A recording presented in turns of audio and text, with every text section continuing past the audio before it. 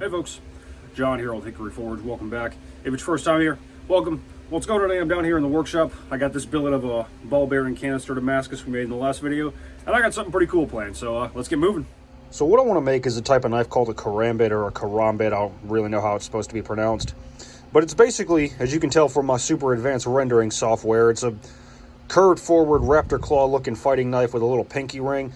So we're going to take about half of this billet. Should be more than we need to make a pretty good size one. I've never actually made one of these before, so I'm just kind of figuring it out as I go. But it should be pretty cool, so let's see what we can do.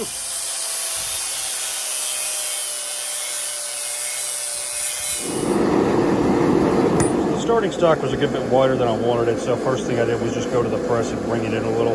It's about 1.25 inches wide now, which is a much better place to start. First things first, we need a point.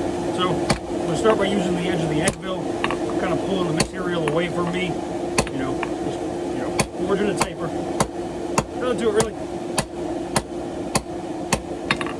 So if you've ever tried to forge a point on like a knife billet or something like this, you know, if you just work it on the flat of the anvil, it's real easy to end up with fish mouthing. Using the edge, you're working from the outside a little more aggressively, moving the metal a little faster. There's still a little bit we got to deal with, but the loss of material is much more negligible. So, there's a little trick, it's good to know. We'll just cut off that little bit of fish mouth we got going.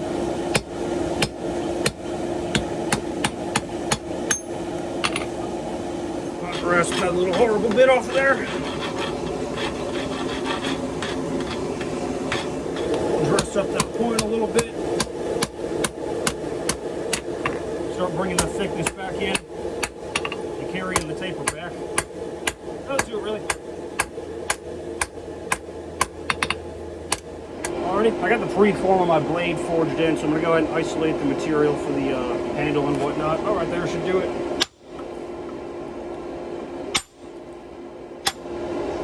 So like I said, I've never made one of these before, but I think the next thing I should do is isolate the material for the ring and then forge out the grip.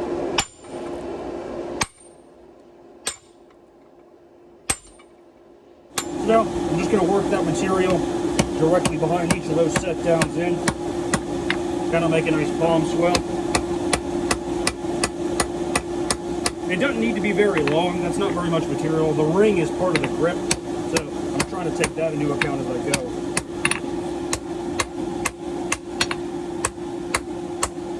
So I think this is a pretty good place to stop as far as the pre-form of the grip goes. Next thing I'm going to do is go ahead and put the bevels in the blade. I'm going to do one on the front and then one on the back. And I'm going to put them in before I do the bend, just so I don't have to deal with forging on the inside of a recurve and whatnot. But that's what's happening now. So like I said, just going to bevel the inside.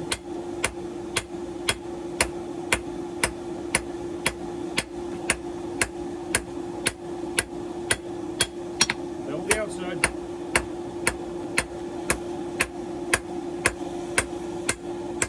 Also, it's worth mentioning that every few heats I'm running this thing through the press off camera to keep everything nice and flat and keep my thickness uniform. But I got pretty much what I want in terms of width on the blade. I think it's time to go ahead and put the curve in.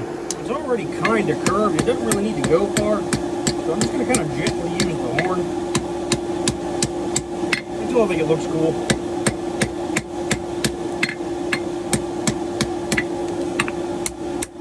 That looks pretty cool, I think. Now I just need to punch and drift the pinky ring and we'll be ready to hit the grinder. So we'll just start with a slot punch, right about in the middle. Using a pair of vice grips to keep my hand away from the billet. Just that way I can work a little longer. Alrighty, we got our slot punched out. The plug fought me a little bit, but it came out. This next step's going to be kind of tricky because this back part is so much narrower than the rest. It's going to move there the fastest. And, I don't want that to happen. So what we need to do is cool this part off. And then when we're on the round drifts through the sides, we'll stretch more. This is going to be kind of tricky because it's a high carbon steel. If you cool it too much, it's likely to crack. And if you don't cool it enough, it's likely to stretch out and be really thin right there. So we're going to see what we can do. A little tiny bit of heat out. Let's see if we can drift that hole open.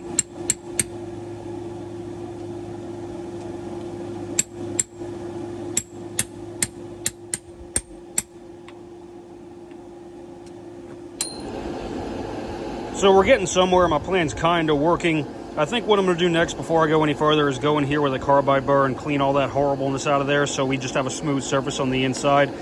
And then maybe take a little more of material from around these edges, just, I don't know, to make my life a little easier. Alrighty, so like I said, I just cleaned up the hole with the die grinder to get some of those sharp edges that could make cold shuts out of there.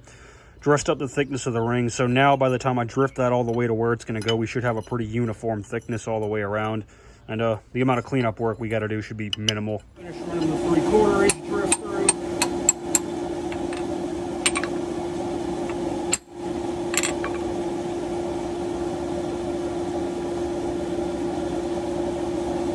Then we got a 1 inch round drift. Nothing to it. So the ring looks like it's looking pretty good, but the whole handle needs to be kind of curved this way. And I'm trying to think how I can do that without distorting the shape of the ring. I think what I'm going to do is put the drift in and then use the wooden mallet to kind of either work from this side or maybe bend it over the horn. We'll see what happens. So, put our drift in there. Try to come at it right here. It's hard to hold on to.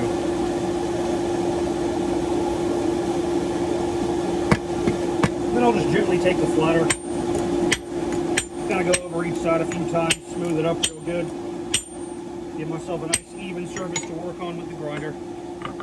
Alrighty, we're looking pretty good. We'll let this baby cool and we'll hit the grinder. Grip looks to have come out just about the right size, which I'm pretty happy about. You know, I just kind of eyeballed how much material I needed, and I've never made one of these before. But looks pretty freaking sick, I think.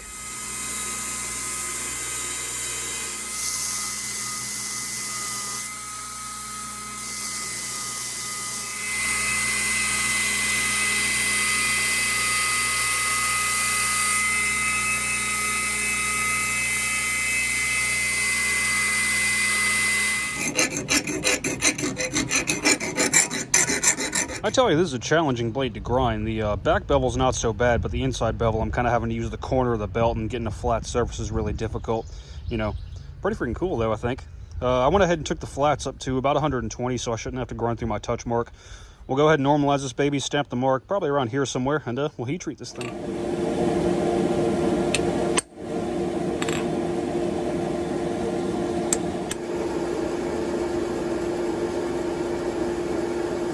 So to quench this blade, I'm using my AAA quench oil, which is a little bit slower of a quenching oil than the Parks 50. The 52-100 of the ball bearings needs a little slower of a quench than the 1084. It's worth mentioning that 52-100 is actually a really tricky steel to heat treat, and it can't really be done to the fullest extent of the material without professional grade equipment.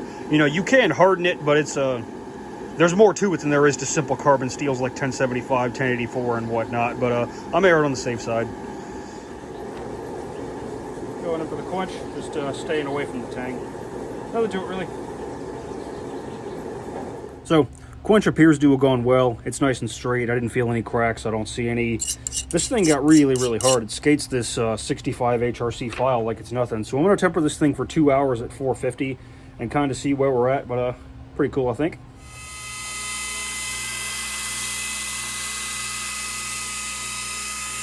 Alrighty, so with all these tight curves on the blade, I'm having a lot of trouble keeping my lines even. So I've got the edges down to the thickness they need. This is a dirty 120 grit finish, so I'm just going to stop here and bite the bullet and hand sand this blade. So pray for me. So if you know me at all, you know I'm not a huge fan of hand sanding blades, but in certain situations, it's really the only thing you can do. And this is one of those, so let's get it over with. I'm starting with 80 grit. I'll get all the marks from the belt out, and then I'll take it up to probably about 400 or so. That should get us a nice good etch, and that'll be it. Aside from sharpening the thing, but you know, that won't take but a minute. You know, hand sanding does kind of grow on you. I won't go as far as to say I enjoy it, but I can see how it would be kind of therapeutic. You know, it does kind of calm the aggressive, psychotic mind. The only really terrible grit is that first one when you come off of the sander, and you know, everything, you see all the deep gouges and everything wrong with the blade jumps out at you. But once you get past that, like I started at 80, I went 120, now I'm going 220, and it's going a lot faster now. So it once you get past that initial hurdle, it's not so bad. But still, I won't go as far as to say I enjoy it.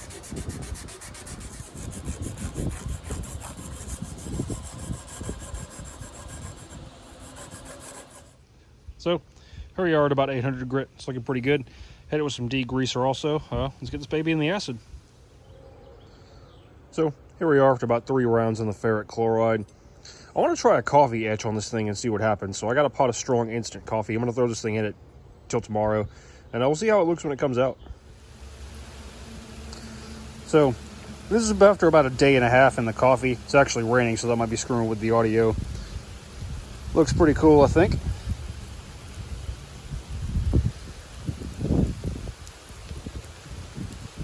Cutting with the back edge is kind of tricky because of that really aggressive curve, but you know, it's sharp. Inside edge cuts real good. Pretty cool, I think. So here we have it. One ball bearing Damascus karambit. Pretty freaking cool, I think. Had a lot of fun with this project. It was a challenging blade to grind. That was the most difficult part of this whole thing. So I had to spend a lot of time hand sanding to get lines that are at least somewhat good. They're far from perfect. The central ridge isn't totally centered. The cutting edge isn't totally centered in a lot of places. But for my first ever time making one of these, I'm pretty happy with it. From the minuscule amount of research that I've done and from what I've seen, these are basically like a purpose-built fighting knife. The idea is you kind of hit someone with it and the shape of the blade pulls itself into the cut, you know. That's really all I know. There are martial artists who specialize in these, and there's all kinds of crazy cool techniques and whatnot they do with them. I don't know any of that. All I know is if you hit someone with this thing, it's really going to freaking hurt.